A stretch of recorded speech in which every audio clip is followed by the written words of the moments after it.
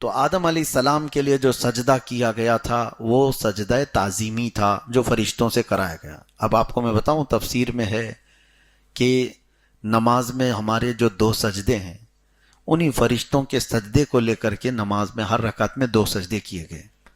اب آپ کو ایک تصور بھی ہونا چاہیے، جب آپ نماز پڑھ رہے ہو 2 سجدے کیوں ہیں آپ کے؟ 2 سجدے کیوں ہیں؟ ہر رکعت میں 2 سجدے ہیں، ایک پہلا سجدہ پھر دوسرا سجدہ۔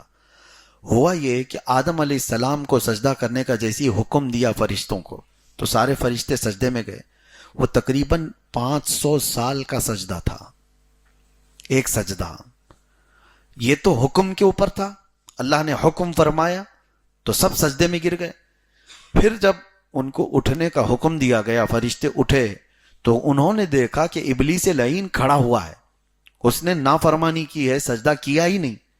تو فرشتے واپس شکرانے پر سجدے میں چلے گئے کہ اللہ تو ہمیں اس گمراہ میں سے نہیں بنایا جس نے اکڑ دکھائی۔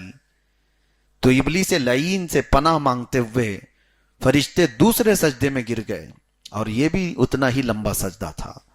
تو پہلا سجدہ یہ عبودیت کے طور پر اللہ تعالیٰ کے حکم پر تھا، اور دوسرا سجدہ فرشتوں نے یہ دیکھ کر کے کہ ابلیس لعین انکار کر کے کھڑا ہے، ہم ان میں سے نہیں ہیں، دوبارہ پھر سے سجدے میں گر گئے۔ اس لیے ان فرشتوں کے یہ جو 2 سجدے تھے، امت محمدیہ کو ہر رکعت میں 2 سجدے دیے گئے۔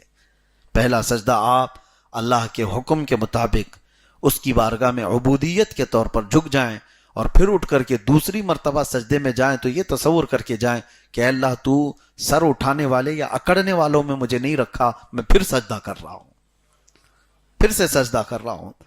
اور سجدہ کیا ہے؟ کیونکہ یہاں سجدے کا ذکر آیا ہے تو میں تھوڑا سا سجدے پہ بات کر لوں۔